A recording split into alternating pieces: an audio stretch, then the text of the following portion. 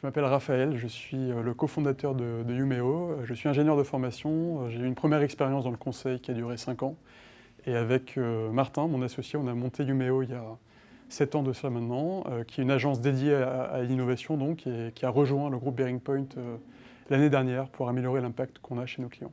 En tant que cofondateur de Youméo, j'ai un premier rôle stratégique de définir la vision, le positionnement qui était en perpétuelle évolution, qui continue à l'être, et de faire ça main dans la main avec l'équipe, puisque c'est dans notre ADN et notre philosophie de faire ça en associant toute l'équipe aux prises de décision importantes.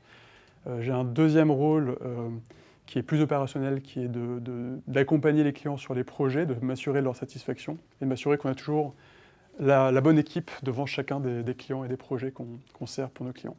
Et j'ai un troisième rôle qui est assez spécifique et lié à l'intégration avec Bearing Point, qui est de m'assurer qu'elle se passe bien, qu'on active toutes les synergies possibles, et de le faire en m'assurant que l'identité et les modes de fonctionnement agiles de Youméo soient préservés, puisque c'est ce qui fait l'intérêt et pour nos clients et pour les candidats qui nous rejoignent. Alors, le principal enjeu pour Youméo, c'est d'augmenter l'impact qu'on a chez nos clients.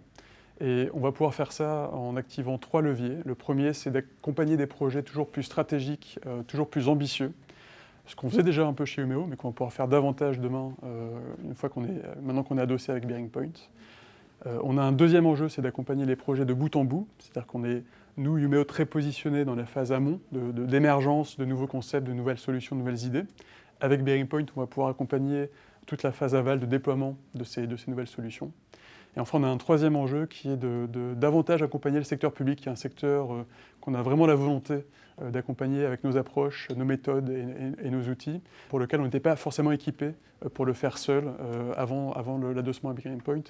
C'est un secteur qui représente un tiers ou un quart du chiffre d'affaires de Bearing Point, donc un vrai domaine d'opportunité pour nous. On démarre en ce moment un accompagnement pour la Caisse des dépôts sur le lancement d'un fonds d'innovation à impact positif.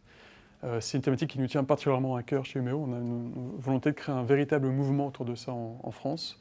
Et concrètement, dans ce projet, on va aider la Caisse des dépôts à sourcer des projets à impact positif, à structurer tout un processus d'accompagnement et de financement de ces projets, et enfin et surtout d'accompagner et de coacher les porteurs de projets pour les aider à transformer leurs rêves et leurs idées en réalité. Pour moi, une pratique vraiment fondamentale, c'est de pouvoir équiper les directions générales des entreprises et des organisations publiques pour pouvoir investir dans l'innovation avec la même rigueur, le même professionnalisme, le même état d'esprit qu'un fonds d'investissement dans une start-up, dans des start-up. Ça veut dire sourcer les bons projets, les faire émerger dans l'organisation. Ça veut dire s'assurer qu'on a les bonnes équipes pour les porter, avec une bonne complémentarité entre les porteurs de projets, avec un bon mix de postures entre avoir des convictions fortes, avoir un certain entêtement, et en même temps être capable d'être à l'écoute des signaux faibles et faire évoluer son projet sans cesse.